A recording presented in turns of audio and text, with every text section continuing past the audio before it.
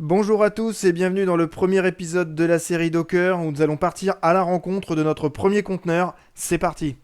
Si vous n'avez pas Docker d'installer sur votre machine ou si vous n'êtes pas très familier avec la notion de conteneur, je vous invite à regarder la vidéo de présentation de la série.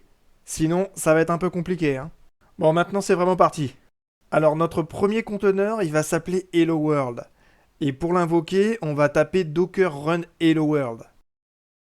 En tapant Docker Run Hello World, on va créer un conteneur à partir de l'image Hello World qui se trouve sur le repository Docker public. La commande run s'est connectée au démon Docker, puis le démon Docker a téléchargé l'image Hello World, puis il a créé un conteneur à partir de cette image et l'a exécuté. Ce conteneur a affiché Hello World.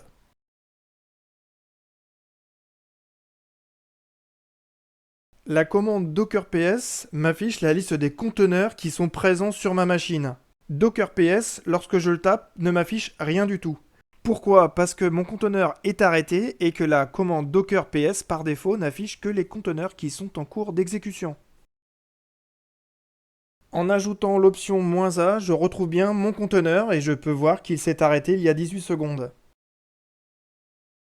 Je vois aussi que mon conteneur a un identifiant, qu'il est associé à une commande qui est exécutée sur le conteneur au démarrage du conteneur.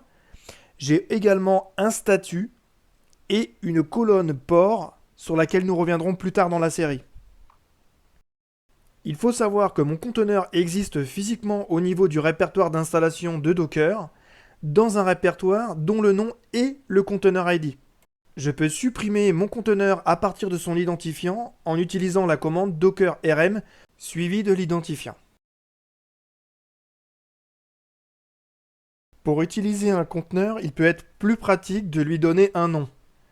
C'est ce que je fais en rajoutant l'option "-name à la commande run. Mon conteneur s'appellera my hello world. Si je lance la commande docker ps-a, là je retrouve bien mon conteneur et dans la colonne names, j'ai son nom, my hello world. Je peux aussi le supprimer maintenant à partir de son nom.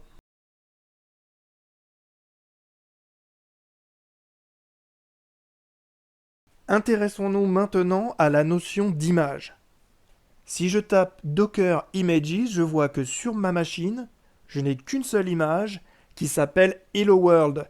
C'est l'image à partir de laquelle j'ai créé mon conteneur.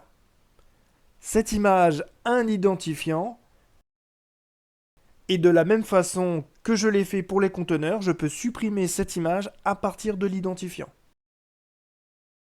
Alors d'où vient cette image Hello World? Elle vient du repository officiel public de Docker où se trouvent toutes les images officielles.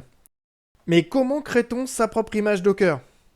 C'est ce que nous verrons dans le prochain épisode, donc ne ratez pas le prochain épisode de la série Docker.